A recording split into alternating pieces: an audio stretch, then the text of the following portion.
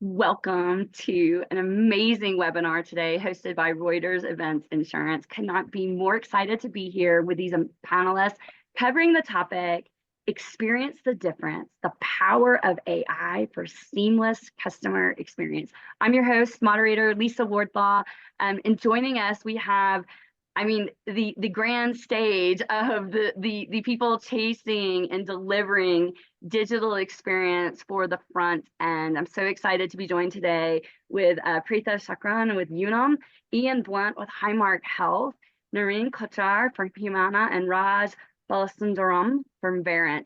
And I'm going to ask each of you as we open the session, and for the audience, quick reminder, we will be taking your questions live during the session. So there is a chat function. You can feel free throughout the session to insert your questions, your curiosities, things that you want these amazing panelists to answer in real time. I'll be moderating them and making sure that we get to answer as many of the questions and themes as possible. So don't feel shy. Go ahead and insert your questions in the chat function.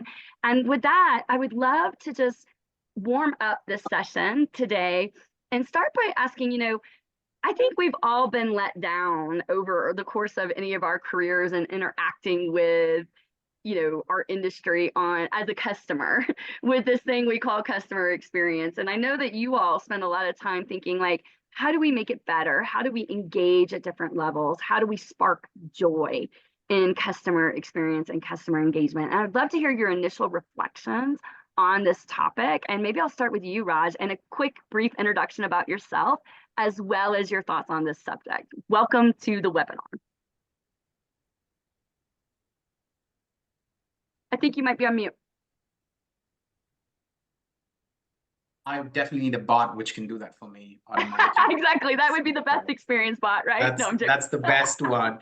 The number of times I've done it, it's just so schoolboy. It's unbelievable. All this tech and I couldn't figure this out, right? So let's start from the beginning. Thank you so much. So my name is Raj Balasundaram. I come from the old school world of AI. So started learning AI back in the 2000s when it was called neural networks and fuzzy logic and all that kind of stuff.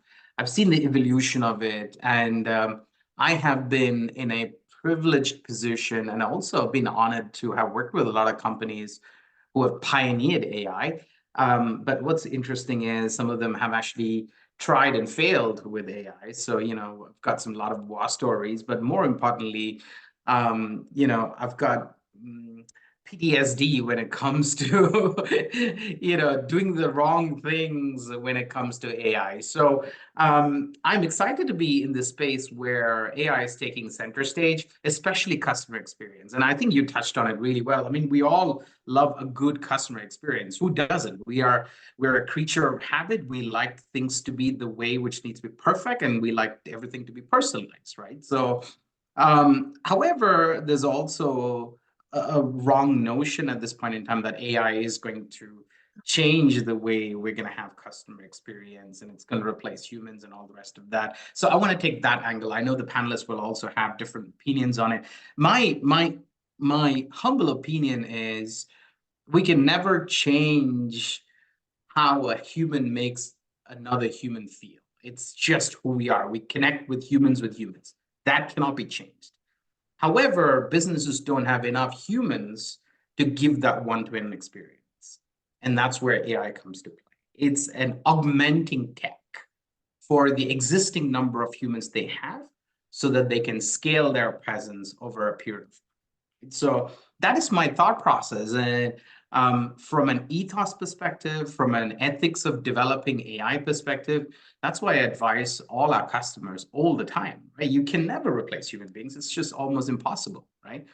But you can augment them and take away all the things that they shouldn't be doing, what I call as donkey work, if you will.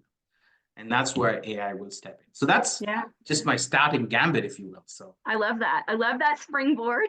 And I love you can never make a human feel the way a human makes a human feel. So with that, Preetha, would love to come over to you for, again, a brief introduction. So honored to have you here with us today, and a little bit about what you think as a top line reflection on this really massive topic that everyone's tackling today. Awesome. Glad to be here. My name is Preeta Shekharan, and I have accountabilities for digital incubator, which is, we get to play around with a lot of cool emerging tech, and also have responsibilities for applied AI. So we are in the business of building AI products and solutions for solving our internal problems and really making the lives of our customers better. So my top line, I think I'll kind of latch on to what Raj said. I think the real power is when humans and machines work together to deliver a really differentiated experience. I also believe that there are different problems that need to be solved differently. So depending on, like, and I'm taking the example of what we experience in our business, there is maybe a smaller end of the market where things are much simpler, and there is a larger end of the market where things are way complex and different problems and different solutions, right? So there are solutions where a machine first approach works, and there are places where a human first approach kind of works. Well, I can't wait to get into that discussion with you, Preeta, because so much of the art of this, in my opinion, is the fine, unnoticeable weaving of those approaches together like a tapestry. And when a customer feels it is when those approaches are very fragmented and they understand that those approaches are differentiated, but they're like, no, I don't actually need to see you weaving that together. I need to feel that it's effortless. So I can't wait to get into that. But Ian, want to welcome you to the webinar as well.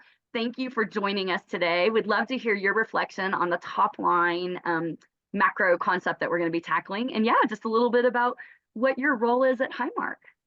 Hello, everyone. My name's Ian Blunt. I'm VP of Advanced Analytics at Highmark Health. Highmark Health are an integrated financing and delivery system based predominantly in Pennsylvania, West Virginia, Delaware, and New York. We're actually active throughout the USA. And that's really just a fancy way of saying that we own both a health insurance company in the form of Highmark Inc., which is the Blue Cross Blue Shield for those states, and also a provider arm in the form of Allegheny Health Network. My group acts as a center of expertise for all things data science, AI, and sophisticated analytic techniques. So we get to work with all of our different business units and do this really cool thing we call Live in Health. And part of the organization's mission is to get everyone to embrace their health. So you can imagine that means we need to take a very holistic view of customer experience, whether we're talking about people as customers or health plan members or as patients or as prospects. So this idea of whole person care and being able to use AI to integrate all the relevant facts and serve them up in the right place at the right time to the right person is absolutely critical in how we're trying to deliver our Live in Health strategy. I love the whole person focus. And I spent a lot of time working on this thing called lifestyle assurance. Like, how do we bring the whole together, and how do we even go beyond our industry verticals, because we as humans don't actually care or don't operate in these verticals that we've industrialized, right? Like we had to. So I can't wait to get into that more with you on this webinar today. Thank you for that perspective, all of these perspectives. So let's build on all of these, Noreen. Welcome to the webinar. I'm very excited to have you here as well. Would love a little bit of your thoughts on this, as well as an introduction and what you're up to at Humana. Yeah, thank you. So I'm Naren Kocha, Associate Vice President of Digital Experiences at Humana. Humana is the fourth largest insurance, and I'm actually glad Ian's here. It's always good to have a friend in the healthcare industry on these kind of forums. I'll just start off by saying US healthcare is incredibly complex. And one of your questions you had mentioned, like, what do people want out of this when it comes to customer experience, right? And it boils down to three things. They want it simple, they want it to work, which means it's dependable, and they want to self-serve as much as they can. No one likes to be on a phone. I know one of my other colleagues talked about, this high touch. So there's always a fine balance between what is considered to be high tech and high touch. Therefore, some aspects of healthcare that you do need, you want to talk to a human, that will always stay, no matter what you do. You can have the most powerful AI, you can have artificial intelligence talking like a human, but you need the human connect. So I'll just say that, technology can go as advanced as it needs to be, but there'll always be things where people do need a helping hand, especially if our US healthcare system continues to get more complex over time. So I'll just leave it at that. And yeah, thank you for having me. I'm glad I'm joined here by some really amazing leaders in all of these spaces on the insurance side. Well, welcome to all four of you. And I think you're hitting on, one of the reasons that I stay so passionate and connected to this industry is the art of solving complex problems in very simple or effortless, intuitive ways. And so let's take that, because what you're all talking about is, these are massive, complex things that affect people, like really, like in their everyday lives. And so how do we, and how are you all in your roles looking at implementing AI to improve customer experience? And I'll just go off like a little bit and say, I think that like it's beyond a bot, because I think everybody thinks of that like, okay, I'm getting the representative opt out, but like, how do you all think about implement? I call that digital 1.0. No offense to anybody that had those bots. I think we all did it. But how have you all implemented or are looking to implement AI to improve customer experience? And maybe what have the results been? And Ian, I might kick it off with you. Everyone's going to get a chance in a quick roundtable fashion. But Ian, in that holistic, and I was really fascinated with the fact that you're like, even how we define the ecosystems of customers isn't just the way you would traditionally maybe think of it. So you kind of sparked my interest with your interest. I'll maybe kick it off to you to lead, and then would love all of you to weigh in on this, and I'll kind of tag you after Ian gives the initial kickoff. Yeah, absolutely. So something I spent most of last year reminding people is we've actually been doing AI for years, and like industry wide, we've been doing it for decades here at Highmark. I turned up in 2015, and there's already some fledgling stuff underway, and we've built it out enormously since then. I think the big difference is typically the AI was behind the scenes. So it's improving your customer experience because things will work more smoothly. For us, it's about getting people the right support at the right time. So we did a lot of work thinking about how we integrate the various support options we had for people that have some emerging health or chronic condition need, and then pushing the right offer to them, making sure we weren't duplicating efforts, making sure we weren't confusing them, trying to make sure the right information was available if that support element involved a human being, be it a clinician or someone else that was going to help them. So yeah, we've had lots of success with predictive models, natural language processing, robotic process automation to make that whole system run much more smoothly than it did before.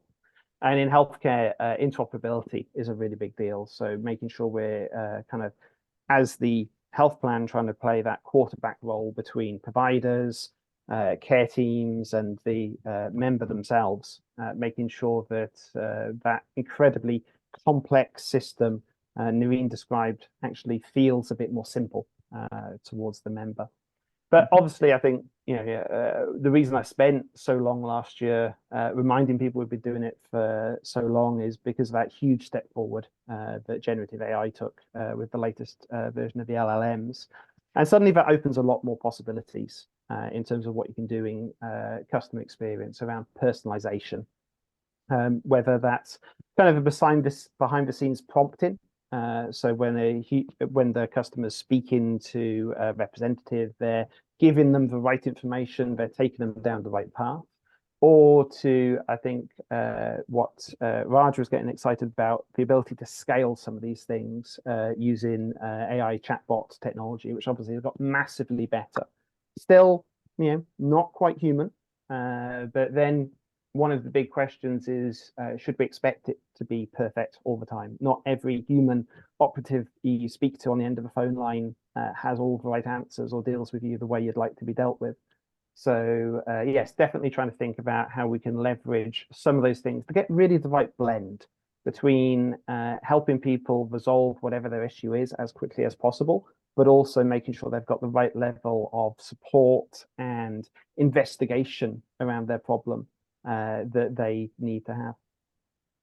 Yeah, which to me is like, again, I'm gonna tag Preetha in on this discussion now. Like if you could like think about like how you're leveraging it at Unum, and kind of, again, I'm just gonna use this tapestry as like a conceptual example, because to me it's the fine art of weaving these things together that really delivers this, you know, how do customers not feel it, to your point, right? And how do they feel inspired by it, and maybe like, oh, this is much better than I thought. And maybe Preetha, over to you on this one, and then yeah, we'll get the other panelists next.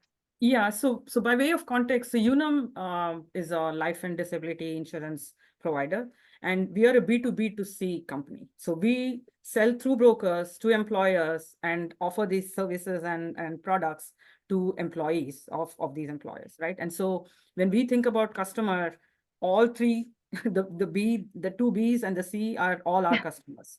And you know, like Ian mentioned, we have you know, dabbled with chatbot and having that kind of experience almost as an additional way that customers can interact with us, the end customers.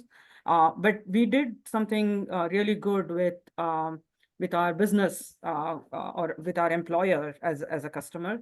So we undertook an initiative to really look at customer retention. And if you think about the smaller end of the market, we have a large number of customers, but it is very important to have a cost-effective way of building customer intimacy without necessarily sacrificing, you know, operational efficiencies there, right? And so AI was kind of truly helpful, because what we did was we really built like an intelligence engine that was pulling information about every interaction that the customer was having across the value chain and looking for signals that indicated, you know, someone is likely to churn, right? Because there is some anomaly in the pattern of their behavior or their interaction with us.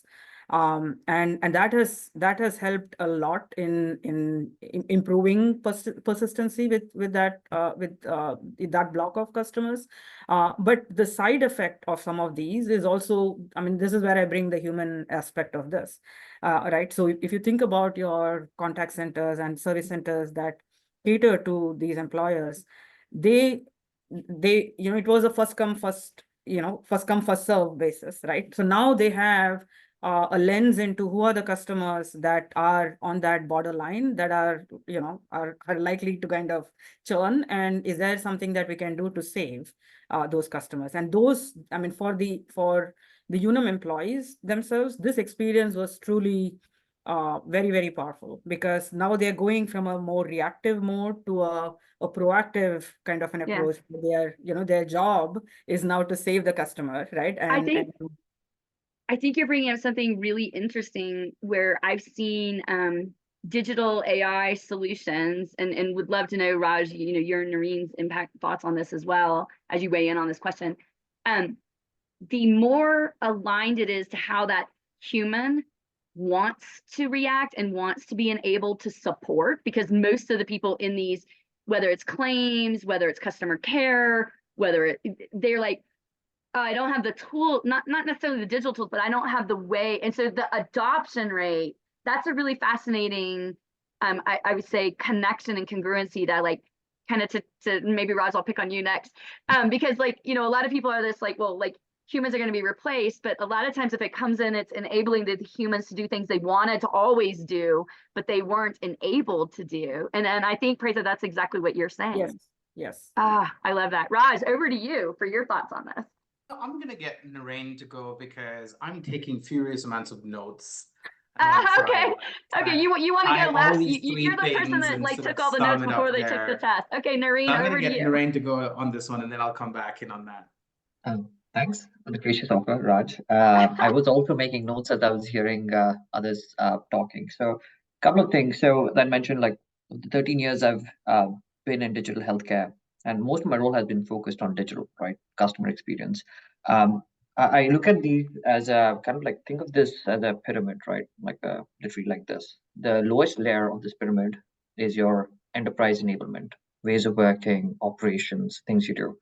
A layer on top of it is your data, which is, you know, claims, benefits, what have you, which typically, I'm sure, Ian, you see it day in and day out. Another layer on top of it is your intelligence layer, which is where the magic happens, which Preetha, you and Ian and Raj typically work on. And then there's the experience right at the top, the smallest portion, right, which is the tip of the iceberg, which typically members or people interact with. A lot of focus has been, I think, on the top end of the intelligence, where I've seen it personally struggle, is the data. And once, I think that's something that I think, Ian, you can attest to. Bad data, not the best data, especially when you talk about interoperability and things of that nature. We don't have good data. And then you have these groups of people who work on intelligence. No offense, Preeta and Raj, but having been with so many organizations, I see that as, well, you did that, but well, what about the lowest layer, which is the enablement? How is the enterprise going to consume this intelligence and use it, right? So you don't get the organization set up. And then on the experience side, I heard you talk about personalization, and so on and so forth. But again, experience can be in two fronts. One is experience can be for a member, and it could be also be for associates, which you talked about, Preeta, right? Like that aspect. When it comes to the way I think about it today, I think there is a degree of maturity that's required. I always believe in eating your own dog food. So, benefits as an example is extremely complex. If I had to let people navigate themselves using an AI solution to look up benefits, I may not want that for member facing today. That wouldn't be the strategy. The strategy would be, let your associates use it, internal, help them service, make it intelligent so they're not going from 10 different screens to get you an answer on benefits as an example, or why a certain claim was denied as an example. So I think that's the way I typically look at approaching things. But yeah, personalization is definitely pretty big. But also I put a lot of caution, because if you have bad data, your personalization engine could be completely incorrect. And that's the last thing you want in saying, because you couldn't figure out who in the household that message was meant for, and you said you should probably get XYZ surgery because, or XYZ kind of gap in care. But so there's some aspects you just have to be very careful. And as you were mentioning, Raj, ethical and thoughtful as you message, when it comes to AI. So I'll pass it over to you, Raj. I don't know if this gave you additional Yeah, Thank notes. you. I think now it's time for Raj. You've kind of Thank set it you, up where I Naren. wanted to go.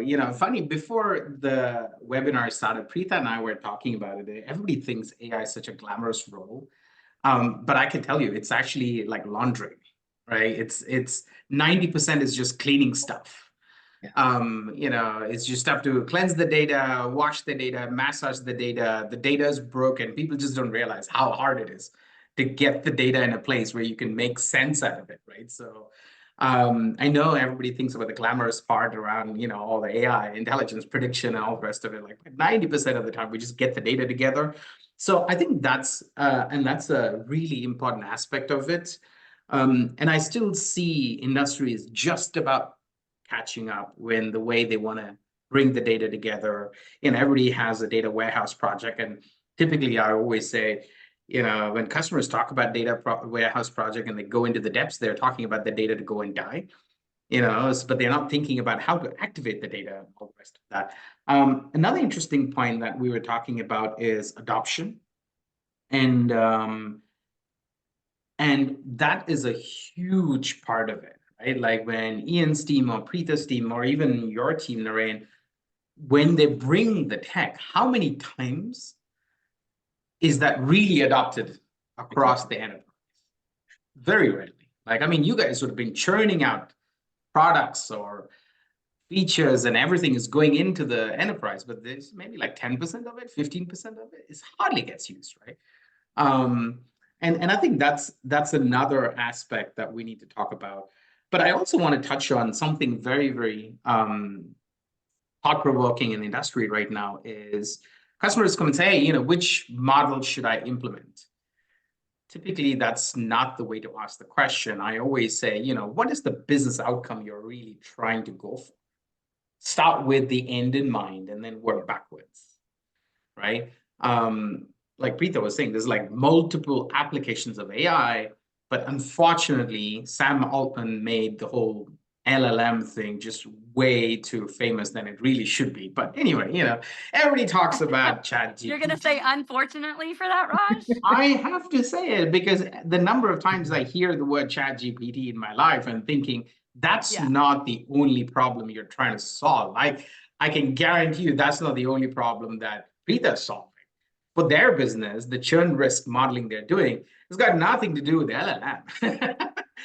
Yeah. That's the most important thing their business is gonna like benefit from, right? So Well, let's take that a step further, maybe. Let's take the because I do think that we have, as Ian was mentioning, I think we could leave Chat GPT per se out of it and Sam out of it, but the complexity of our industry makes it very intimidating for humans to engage with the regulatory, the forms, the exclusions, just if anybody that's ever navigated life insurance or health insurance, even those of you sitting on this panel, it can break the most intelligent, informed person down to their knees and say, oh my gosh, this is hard. It's hard.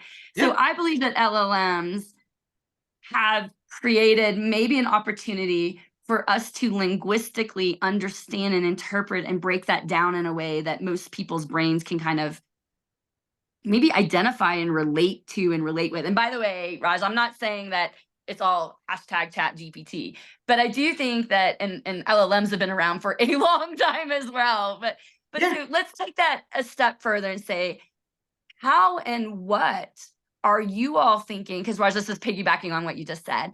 What Yeah. are you all thinking will be the most powerful tapestry of tools that you need to weave together to power CX, right? Like it's not just one thing. And so maybe I'll kind of go in opposite order. Maybe Raj, will start with you, and then we'll kind of click back a little bit. What are you thinking, both with your customers, and what are you seeing? It's never an all or nothing. It's probably not one thing, to your point. It's not just like OpenAI will get you there. So what are you seeing, Raj? Yeah. So we've been talking strategic all along. Let's go one level down and make it useful for people in terms of use cases, right? So I was in a dinner with one of the CIOs of a big bank in America, and he was saying, hey, you know where all my people from contact center are leaving to? It's like, what is it? And it's just an informal conversation. And he said, all my people from the contact center are actually going to drive Uber. It's like, are you serious? He's like, yeah, because they've got a really bad job and they get yelled at and all the rest of that. So part of the customer experience actually comes from making sure your employee experience is perfect.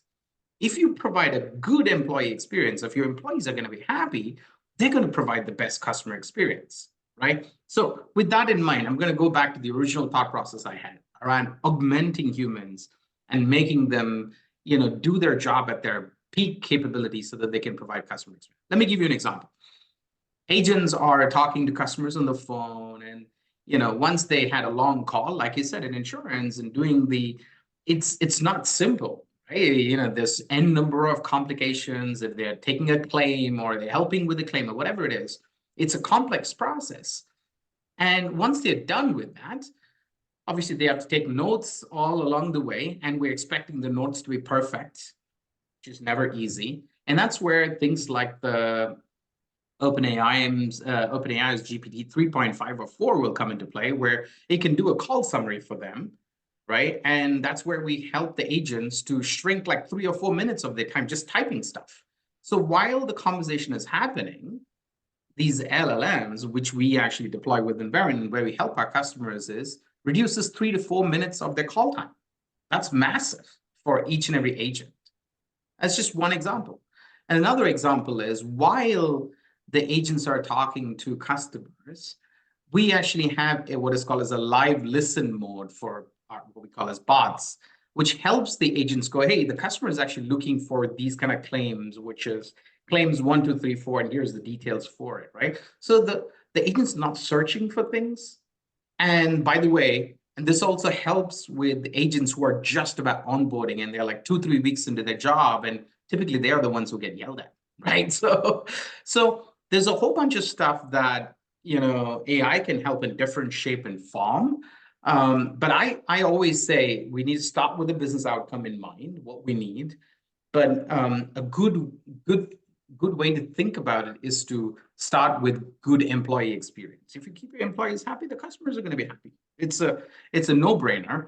and not in obviously in all circumstances, but especially in insurance, that's a big use case that I see. So, and that's hopefully that's a good use case to kind of think about where all the LLMs come to play. And Yeah, I obviously, like you know, that. Preetha has a great example on the churn prediction, which is a massive application as well. So Noreen, over to you. We're going to go in we're reverse ordering this one. What do you think in terms of this prompt and AI strategies and how you weave this tapestry together? It's definitely not all or nothing, and clearly making customer employees and employees in general feel supported will enable that experience, that human to human experience. But how are you thinking about this? So +1 to Raj, employee or associates who are actually on the front lines, they do have one of the hardest jobs, right? Healthcare industry as a whole, if it's a simple question on benefits, right? Like, what are my benefits? Just to navigate that can be so complex for an associate to answer that in a way that is understandable, B is easy to find, and C, they're not passing the buck. Let me find someone who can help, especially because Ian will again attest to it, being in the same industry. You have freaking vendor ecosystem. That's it. Like vendors and vendors, different kind of things. So definitely, I do want to think again, going back to the commentary I'd made. Eat your own dog food. Make lives easier for your associates. It's a high touch industry. Make it easy, and like I said, it's got major cost implications, right? 3-4 minutes, 5 minutes reduced. That's going to have a huge impact on the operation saving. The other thing which I think was very interesting that Raj talked about is building out like propensity modeling. Like, you know, like how do you predict for a person who's unhappy in the call, for them to actually switch insurance? You can, or if they're happy, can I drive them to buying another health plan? So that's number 2. And then um, having the ability to aid conversation, like having intent. Like, why is someone calling us? Could it be because of a claim they received? Is it because they had a vendor interaction? All of these can make a mark of a difference in how customer experience. Again, I don't look at customer experience only digital, even though that's my core part of my job. But there's a backstage component, front stage being the actual digit front door. But all of these IVRs, customer care phones, all of them are so critical in making sure that you're delivering the right experience. So I'll leave it at that, Lisa. No, that's great. And then I guess Preetha will come to you on this one.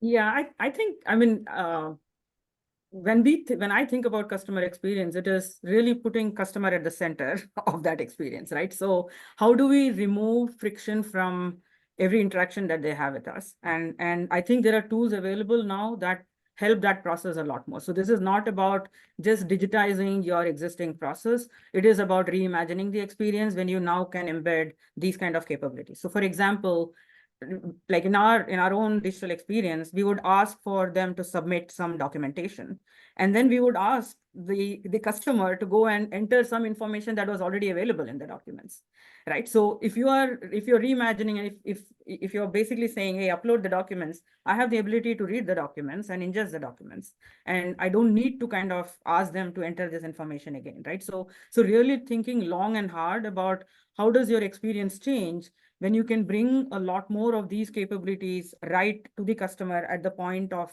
that first interaction, so that you don't require them to come back to you time and time again, provide more information, because that was your existing process where things, it was a manual workflow. And now with some of these tools and technologies, you can reimagine that whole experience. And it is also the piece which I mentioned earlier. Sometimes the interaction may be simple for you to really kind of achieve straight through in some sense, but it requires a high degree of human empathy. And you may consciously decide that while this interaction is simple, it is still better to have a human on the other side of the call, right? Because customers call us at their most important times of need, and having that human pick the phone and talk to them is going to be more important. So, I mean, those would be the considerations that I would definitely think about as I'm thinking about customer experience.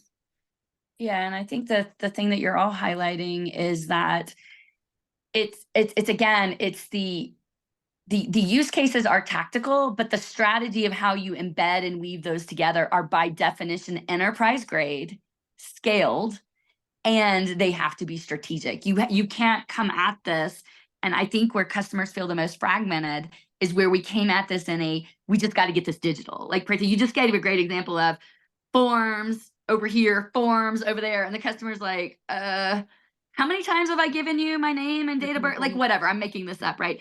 But the point is, the customer feels that broken approach. And I call that digital 1.0. I mean, many of us did it. We had to do it. But I think it would be a shame to layer AI on top of digital 1.0, because AI, and I'll leverage your word, Preeta, should be embedded and intuitive and make the customer feel actually more human, not less. And maybe Ian, over to you to kind of round this out on this prompt.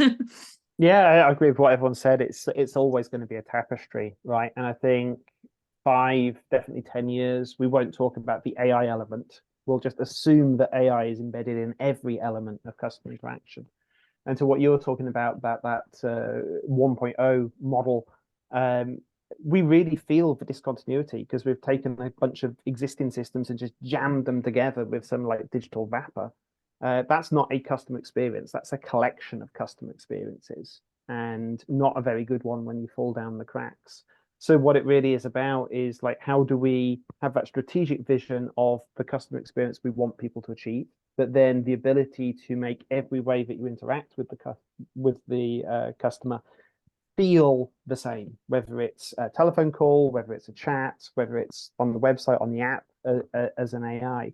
And I think the latest advances in AI offer the ability to understand so much more about what the customer's actually doing, whether we're using ambient data collection to do the notes of the call handling to make them better, not just more productive call handlers, but actually higher quality of notes that we can access, or we're tracking the clicks across the website or the app so we can understand that flow that the customer's going through and where do they start dropping off in that process. Critically important as you start to optimize how any of these experiences, these technologies work.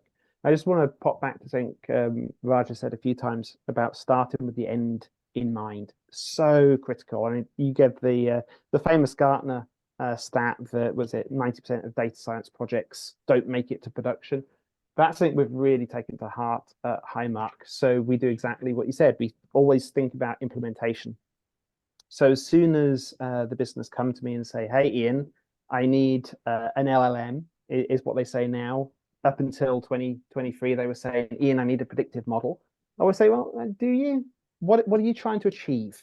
And then we've got a range of technologies we can deploy to meet that need, but it's not about the technology. It's about what you're actually doing.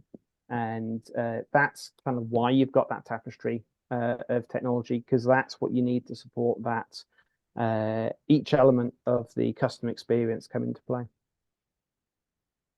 Could not agree more. It's it reminds me of the people that do the drive-through. I'm doing a drive-through order of the technology I want today, and it's usually because of and that is, Raj, where everyone's asking for it, so give it to them in the drive-through, and it's like, okay, no.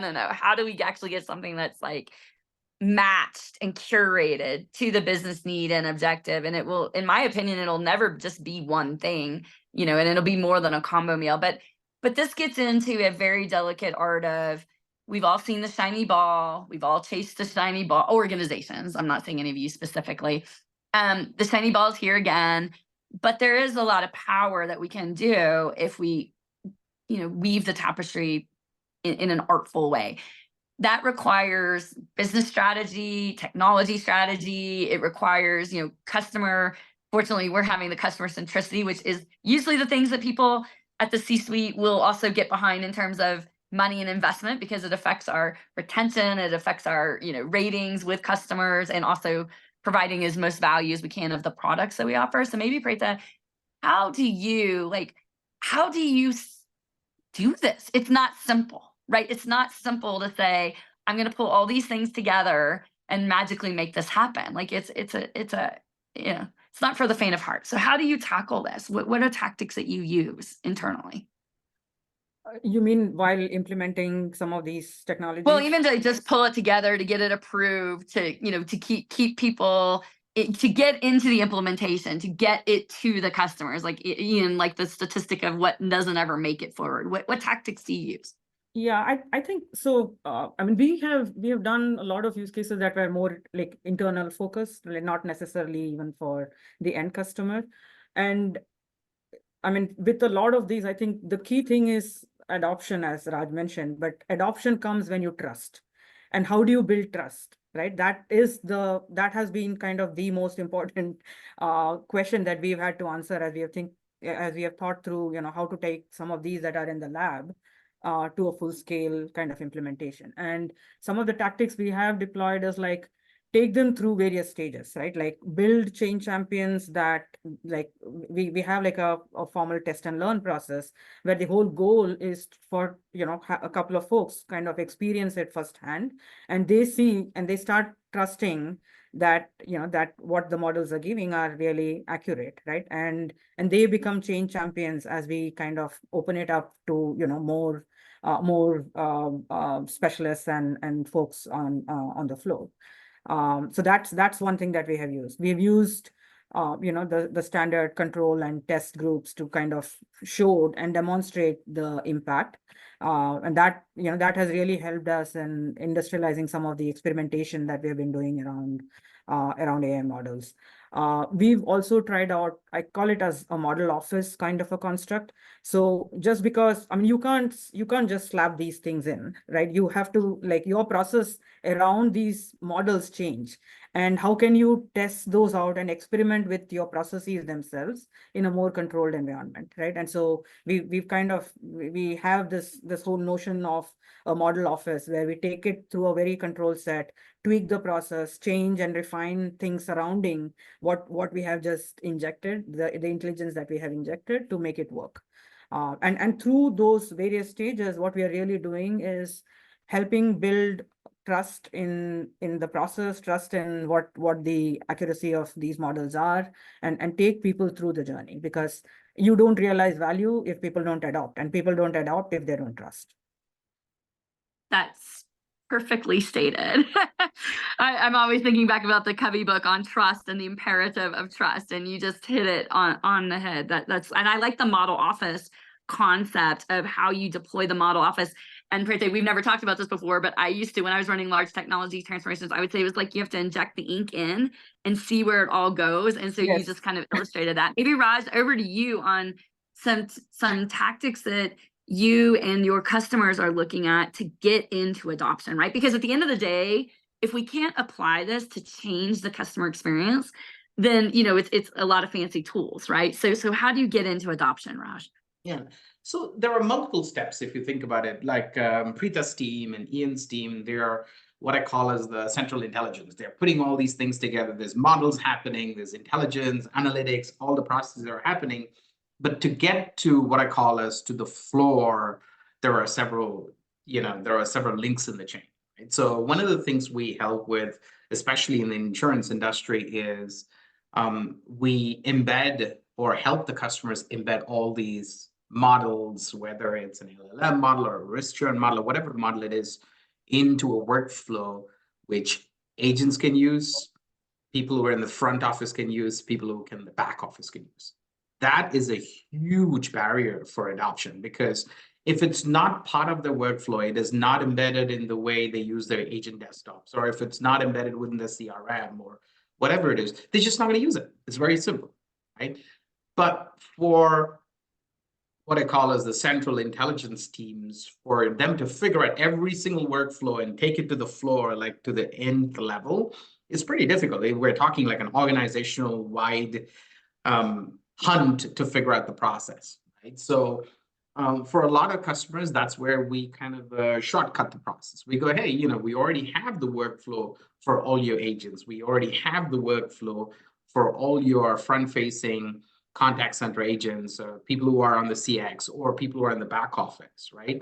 And what we do is we take all the models which their teams develop, which we call the internal models, or some of the commercial models which could be available in OpenAI or Amazon Bedrock or Llama, you name it, right? And then sort of embedded it into the workflow so that everybody in the business can use it. So the way I think of it as is you have AI platforms and AI centers who do things, but you almost need like an AI outcome platform after that, right? Like which gives you a business outcome at the end of it. 9 out of 10 times, I concentrate with our customers during that conversation because there's tons of work goes into like genuinely complex, sophisticated work which goes into creating these models. But if it's not sort of trickled out in the right way in the workflow to the agents or people in the front end and the back end, it'll just be another watered down Excel sheet, right? And unfortunately, sometimes that's what it gets down to. So when it comes to adoption, we just have to make sure that all of this embedded into the regular workflows of staff because they already have enough things to deal with when it comes to customer experience, right? Attrition issues, training issues, you name it. There's like all sorts of stuff which is happening. So this shouldn't be another issue that they have to deal with. So adoption requires embedding in the workflow is my I like that. concept. So maybe Noreen, on you, over to you on that. Clearly there's so much complexity to this, and it's you all are I call it like the Lego masters of how you componentize and build all of this together. So how do you think about this? Yeah, I think most of my peers have already hit the high notes, but I would say like there are a couple of things, right? Number one, these AI enablement teams, as Raj referred to, right? They exist in most large organizations, but the one thing that can happen very quickly is you have requests flying in from different places, from businesses, and it gets very hard to say which is the one we're going to concentrate on. So I think there has to be a very clear prioritization methodology to say, what are you going to focus on based on the outcomes? Like what gives me the best dollar or bang for the buck, right? The other thing that I've also noticed is we continue to then try to get value out of those, even though we are like, let's stop this project and move, which I think what Preeta was talking about, right? Like, test and learn, doesn't work, over to the next model. So there are these like, these are two things. And the final thing that I'll talk about it, which is the adoption plan. I look at truly productizing some of these capabilities of, these Lego blocks, as you call them, Lisa, as you have to productize it, which means just like anything, you have to launch into the market. What's your adoption plan for getting people to use it, whether that's your internal consumers or it could be external consumers, which is where we tend to fail, is we don't do a good job of planning that last piece of the pyramid. I think you missed that part I talked about, Lisa, which is the enablement, right? That sits below intelligence, that sits below data and experience. So I think if you get that piece done right, then you can build. And then what it does for the enterprise is build credibility. And once you have credibility, you can invest more, get more money. And at the end of the day, we all need money for funding these projects. We're not product organizations. While in health insurance, we're very project oriented. I don't know, maybe Ian, Highmark has changed, but I don't know. All the blues I've worked at before this and I've interacted, it's the same mindset. So again, I'll just kind of say that those are going to be like the three big points I would kind of stress on. And I'll just like emphasize before Ian answers that, like having been a CFO, right? Like the proof is in the numbers, and there's a lot of skepticism in what I'll call is cost out or OpEx savings, because we all know if you manage a P&L, I don't even care if you're CFO or not, if you manage a P&L, you know that the people stay, which is like, that's the point.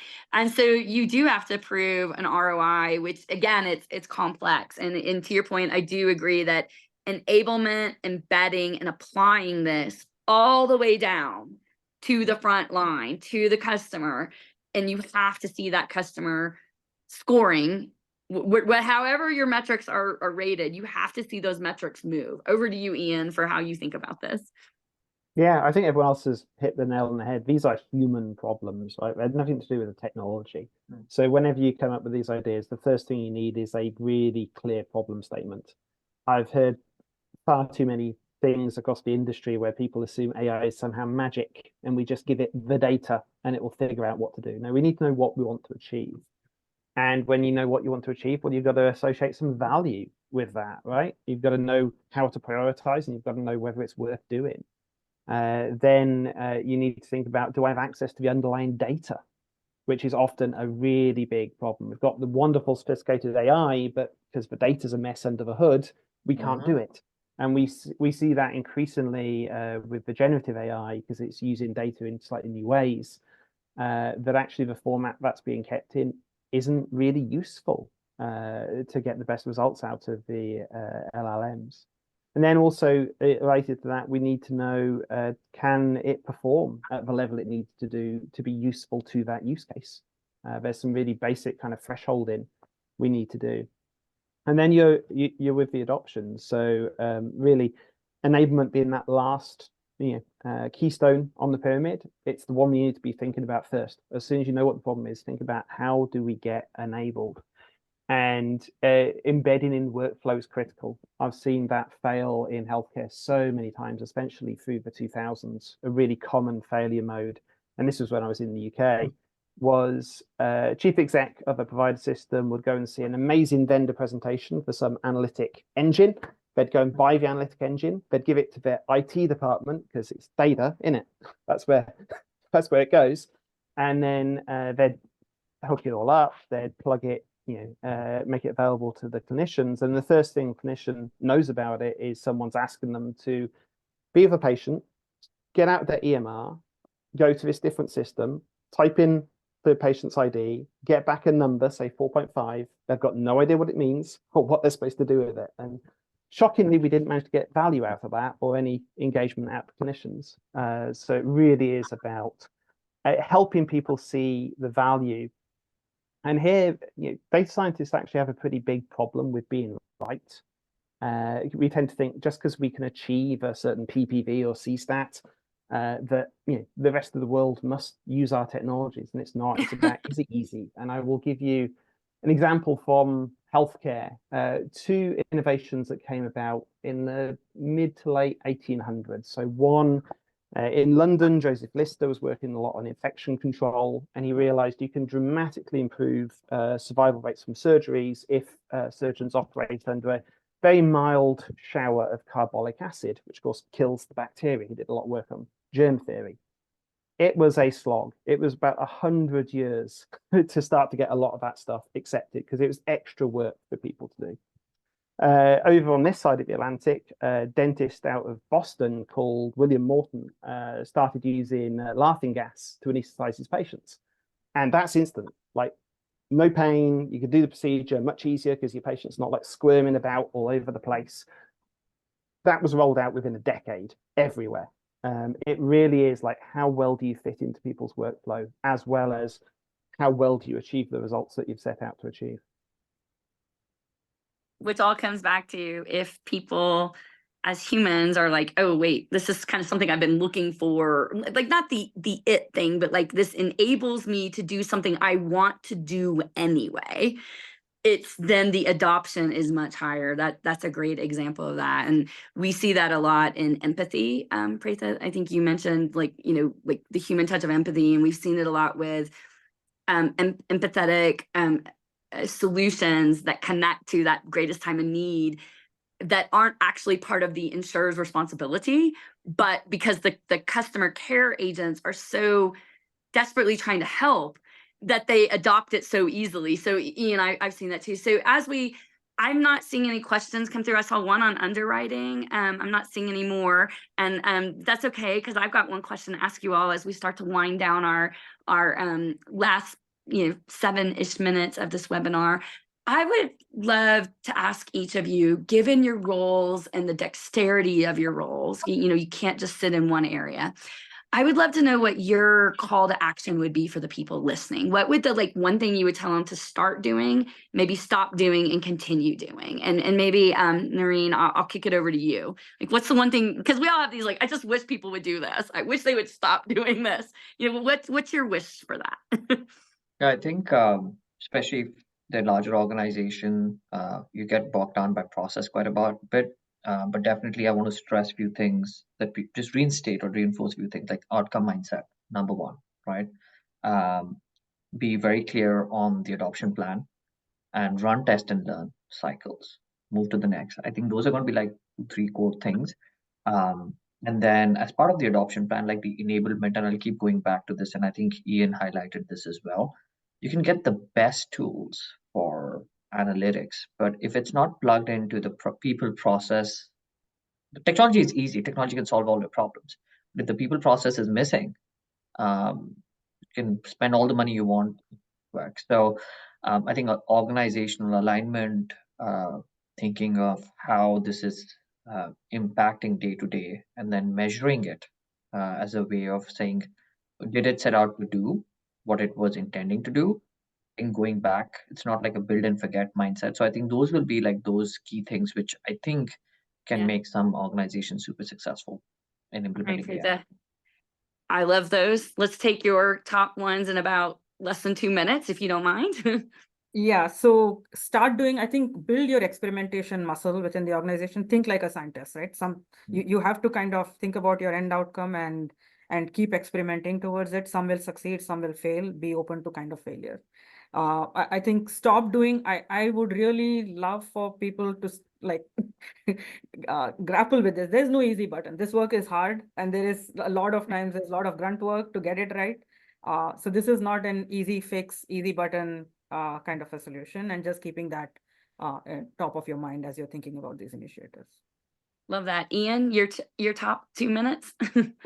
Yeah, sure. So I'm going to be a bit cheeky. I'm going to have one for the business and one for practitioners. So definitely for the business, I'd like them to, start like thinking big about what this stuff can do, and think from a business point of view. Don't, come with, so stop asking for technology.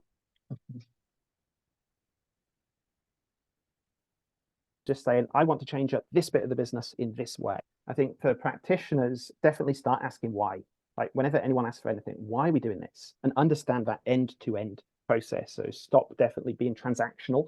Assume that you can get one set of inputs, give someone the outputs, and then your job is done. You will give much better solutions if you try and understand that end-to-end flow. And then on both sides, I'd say continue trying to make things better. That's what we're all trying to do. We want things that work better, give a better experience, and just help more. I love it. All right, Raj, for the ultimate close, what's your call to action? It's a tough act to follow, right? After all of the things that they've told. So I've got a very simplistic thought process. I would ask everyone to start thinking like a customer, be a customer for a while, go and experience their pain. How many times have you called in your own contact center and experienced the pain of your own IVR? Not many times. So it's worth doing that. Then you'll understand what the pain is, right?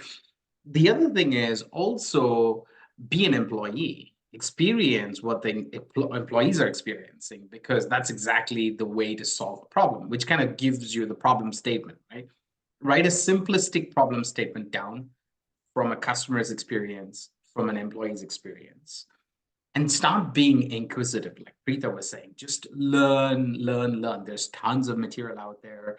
It's not a secret. There's lots of material to learn from. So one thing that everyone should stop worrying about is worrying too much about failing. AI is just new. At least it's new in its way where people are thinking about the way they're thinking about it. So don't worry about failure. Just do it, right? Be an employee, implement something, and see if it works. It doesn't. If your corporate circle or your corporate rules don't allow you to do work, that's okay. Just do it some of the time, right? So AI is all about putting yourself in someone's shoes, understanding the use cases, and just being inquisitive. It's as simple as that. So hopefully that was helpful. Super helpful. Thank you so much. I was just sitting here thinking, how am I ever going to wrap all this up in 1 minute? Well, first of all, I'm honored to have been able to moderate this discussion with you all. I think a lot of times people talk the talk about CX and how to make it better, but walking the walk is something clearly the four of you are doing in your everyday lives. And it just brings me so much joy, true joy, to see practitioners out there leading their organizations, weaving these tapestries in ways that are not for the faint of heart. They're not easy. You don't get those budgets just dumped on you, and you don't get the buy-in just like, yeah, let's do this. To your point, Ian, you have a lot of drive-through order takers, but I want this tool because I just saw that on an article yesterday. And to your point, Raj, we often focus on the customers, but we sometimes forget the employees. So how do we weave all this together?